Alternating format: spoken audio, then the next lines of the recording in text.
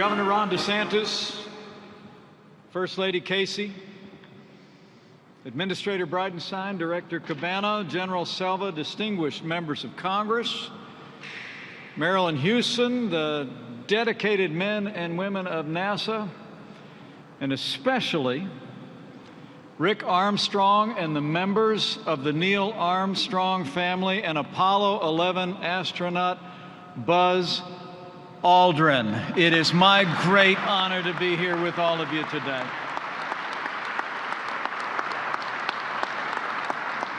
It's great to be back here at the John F. Kennedy Space Center as Vice President and as Chairman of the National Space Council with my wonderful wife, Karen, to celebrate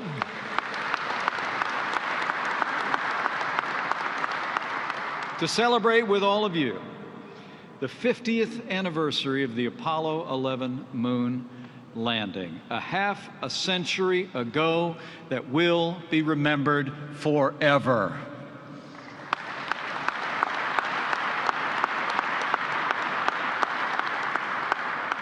And I've been looking forward to this day, but allow me to bring greetings from another great space enthusiast and a great champion of American leadership in space.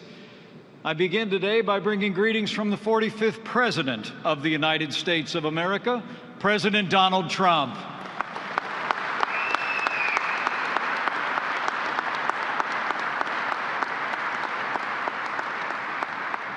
Today, our nation pays tribute to three brave astronauts who sat atop a 360-foot rocket that lifted off from Pad 39A 50 years ago this week, two of whom walked on the moon 50 years ago today. We also gather to pay tribute to the nearly 400,000 Americans, engineers, technicians, designers, whose sacrifices and dedication made it possible for Apollo 11 to complete what another president called the most hazardous and dangerous and greatest adventure upon which mankind has ever embarked. Let's hear it for all those who supported these three brave astronauts 50 years ago.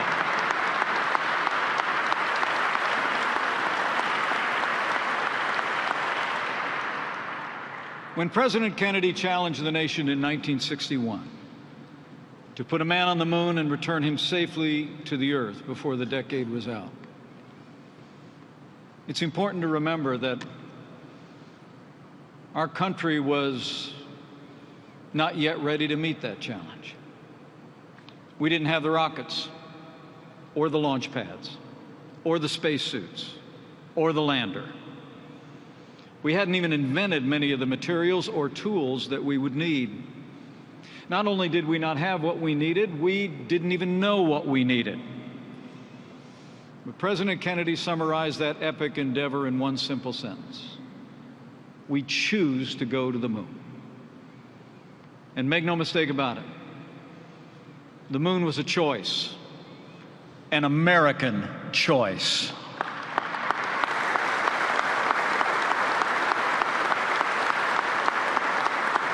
And like every time the American people make up their mind, once that decision was made, American ingenuity, grit, and determination, the achievement was inevitable. The only challenges that remain were challenges of engineering and science. The moon didn't come easily, and it didn't come without costs, and it did not come without grave danger or without sacrifice. To this day, Americans grieve the loss of three brave astronauts of Apollo 1 who were lost in a fire on the launch pad in January of 1967. And we think of them and their families even today. The risks for Apollo 11 were so great, the odds were so long, that many fear that even if our astronauts made it to the moon, they might not make it back. In fact, history records that President Nixon prepared a speech in the event of tragedy where he would explain to the nation that the mission had failed. But of course, the mission didn't fail. After all, with 400,000 men and women behind the mission at NASA and with the hearts and prayers of the American people, how could it fail?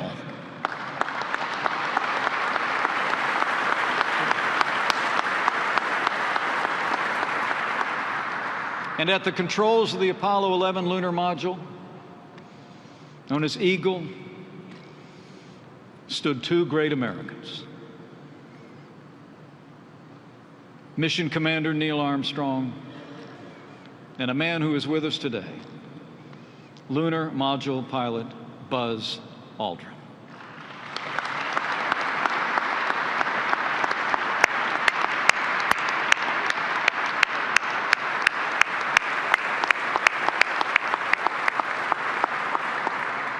And circling overhead in lunar orbit was Command Module Pilot Michael Collins.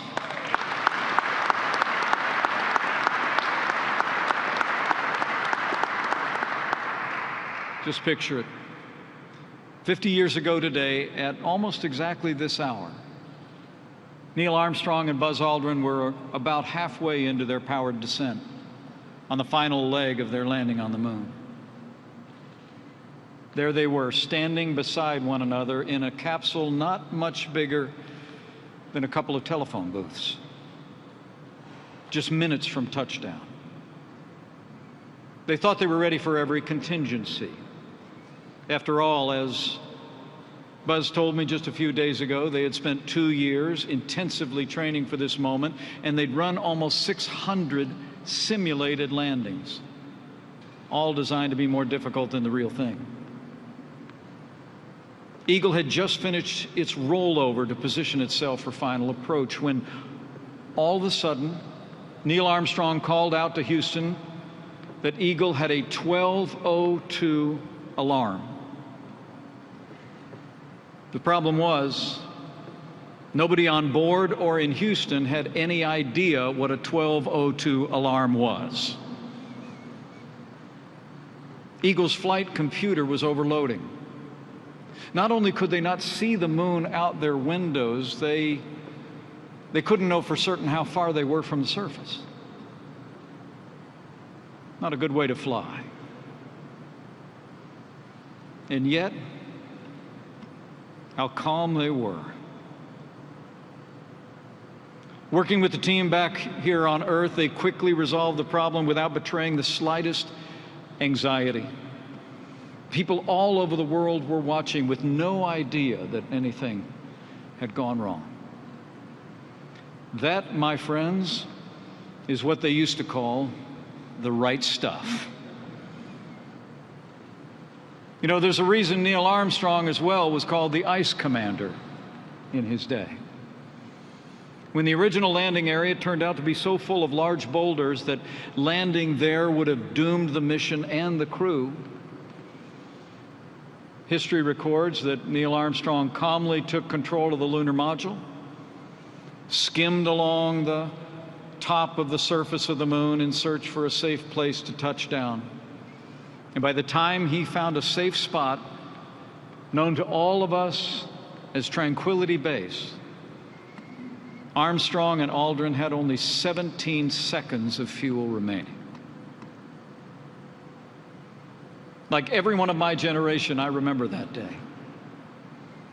600 million people around the world were watching their TVs and listening to their radios, waiting with admiration, anxiety, and wonder. And I was one of them. A little boy sitting in front of our black and white television in the basement of our home in Indiana. When those first snowy images of Neil Armstrong stepping off the bottom rung of the ladder beamed down to Earth at 10:56 p.m. on Sunday, July 20th, 1969, they made an indelible mark, not just on my imagination, but on the imagination of my generation and every generation to come. It was a moment so rich in meaning that upon hearing Neil Armstrong's first call from Tranquility Base, even the era's greatest newsman, Walter Cronkite, could only shake his head, and utter two words: "Oh boy." All at once, the nation held its breath, as through the crackling broadcast we listened to, we heard Neil Armstrong use those immortal words. That's one small step for man, one giant leap for mankind.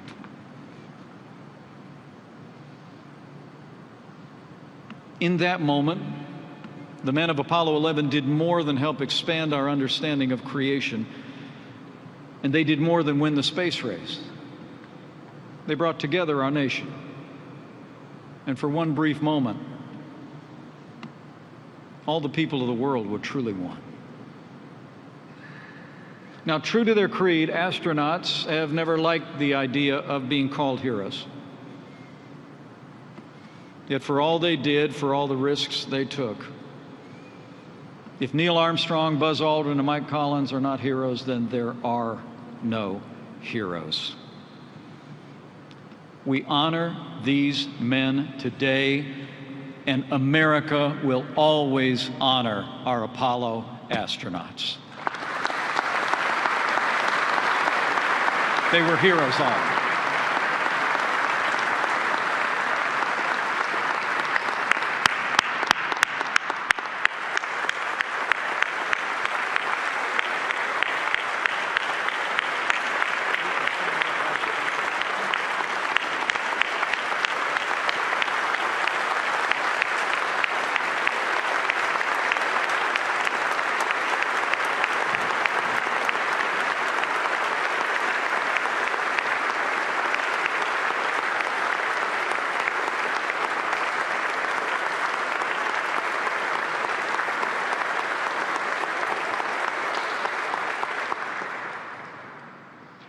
We honor the men of Apollo 11 by remembering their epic voyage and telling their story. But we also honor them by continuing the work they so nobly and courageously advanced in American space exploration. Apollo 11 was followed by 5 more successful moon missions, culminating in the final historic journey of Apollo 17. America's last trip to the moon. As we honor our Apollo 11 astronauts, we are also honored today to be joined by Apollo 17 astronaut Harrison Schmitt. Thank you for your courageous service.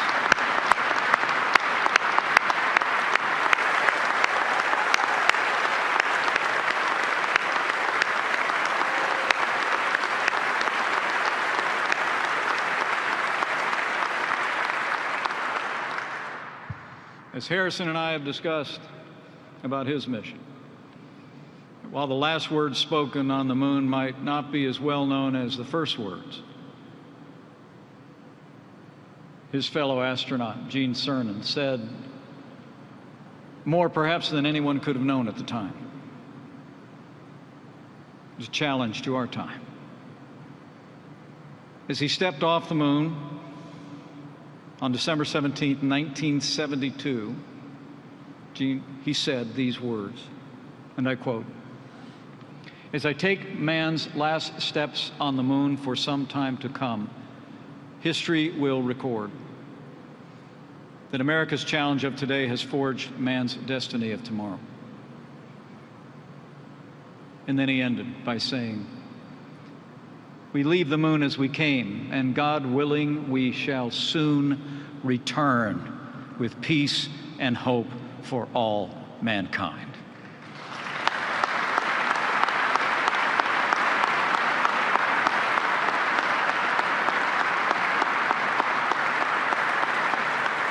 Those were words of challenge in 1972.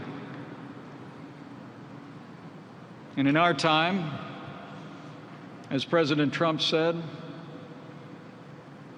this generation of Americans knows that it is America's destiny to be the leader amongst nations on our adventure into the great unknown. And standing before you today, I am proud to report, at the direction of the President of the United States of America, America will return to the moon within the next 5 years, and the next man and the first woman on the moon will be American astronauts.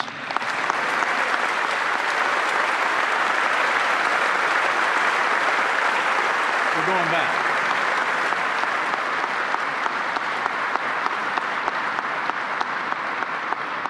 After more than 45 years where one administration after another chose to limit America's space program to low Earth orbit,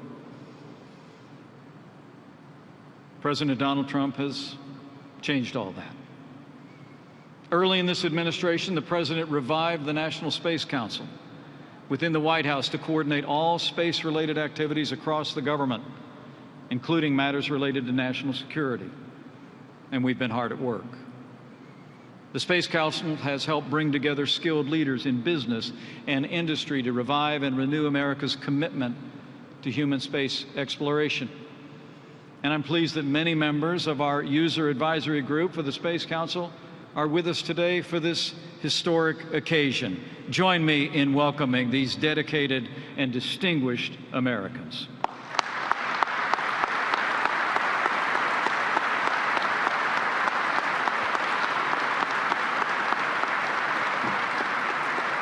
President Trump also signed Space Policy Directive 1, challenging NASA to lead the return of Americans to the moon, send the first Americans to Mars, and enable humans to expand and deepen our reach across the solar system. It is our mission. And as I speak to you today, I'm proud to report we're investing in new rockets, new spaceships. We're working with private companies around this country to develop the new technologies of the future by unleashing the burgeoning private space industry that dots the landscape of this historic center in this nation. And within the next year, we will once again send American astronauts into space on American rockets from American soil.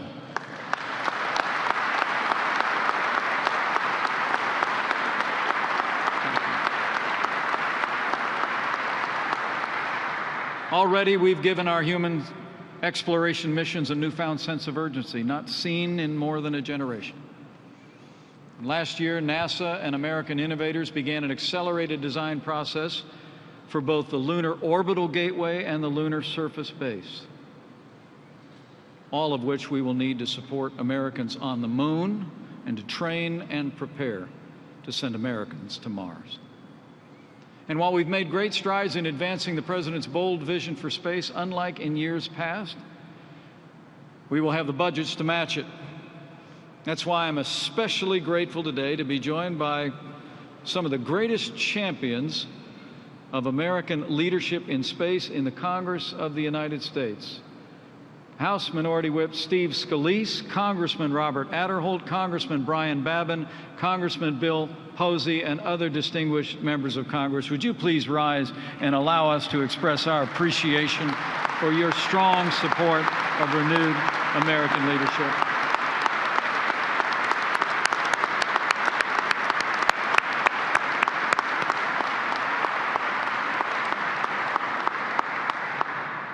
With strong bipartisan support, this president's already signed into law the largest NASA budget ever. And on this historic occasion, I'm told that we've also achieved a critical milestone in our effort to go to the moon and beyond. Today, thanks to the hard work of the men of NASA, men and women of NASA, and of American industry, the Orion crew vehicle for the Artemis 1 mission is complete and ready to begin preparations for its historic first flight.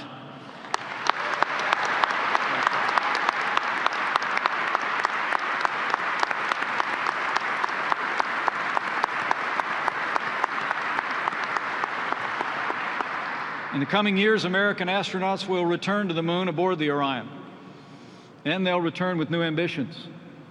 We will spend weeks and months, not days and hours, on the lunar surface. This time we're going to the moon to stay and to explore and develop new technologies. We will extract water from ice in the permanently shadowed craters of the South Pole We will fly on a new generation of spacecraft that will enable us to reach Mars, not in years, but in months. Americans are leading in space once again. And today we're reminded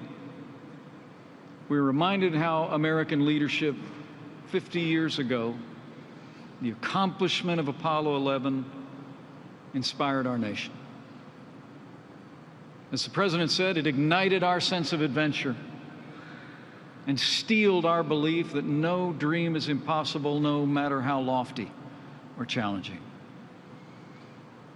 And as Buzz Aldrin said today, in his words, looking back on landing on the moon wasn't just our job, it was a historic opportunity to prove to the world America's can-do spirit.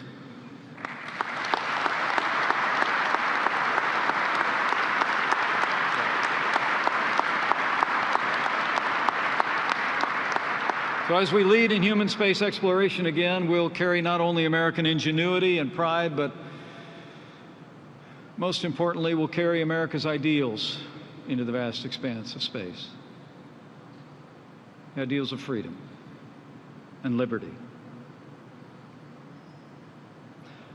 Apollo 11 is the only event in the 20th century that stands a chance of being widely remembered in the 30th century. 1,000 years from now, July 20th, 1969, will likely be a date that will live in the minds and imaginations of men and women, as long as there are men and women to remember. Across this world, across this solar system, and beyond. So today, we remember the heroes of Apollo 11 and all the heroes that supported them in their mission, some 400,000 Americans. But today we also reaffirm our commitment to unlock the mysteries of space and to lead. And as we continue on this American journey, we go with the same resolve and determination of those who have gone before. And we go with faith. Faith in the courage of this new generation of astronauts. Men and women of the character and caliber of those who have gone before. They are remarkable pioneers who will carry American leadership into space. Faith in the ingenuity of the men and women of NASA and all of those across the American space enterprise, whose creativity and tireless efforts in the days ahead will match that of their forebears, who created and invented new ways to explore and expand human understanding with American leadership. And finally, I believe as we go forward, as millions of Americans believe in their hearts and have throughout the generations, that we'll go forward with faith that as those pioneers put on the spacesuits, climb aboard the rockets, that we'll believe that even if they rise on the wings of the dawn, even if they go up to the heavens, that even there his hand will guide them. His right hand will hold them fast. And that'll be our prayer. Today we mark the 50th anniversary of Apollo 11. We celebrate the heroic astronauts who accomplished that extraordinary feat in human history and all those who supported them. And today we resolve, for the sake of all they accomplished, that America will lead in space once again. And this nation will once again astonish the world with the heights we reach and the wonders we achieve. So may God bless the crew of Apollo 11, and all who supported them on their historic journey. May God bless this new generation of pioneers and all who will support them. May God continue to bless the United States of America. Thank you.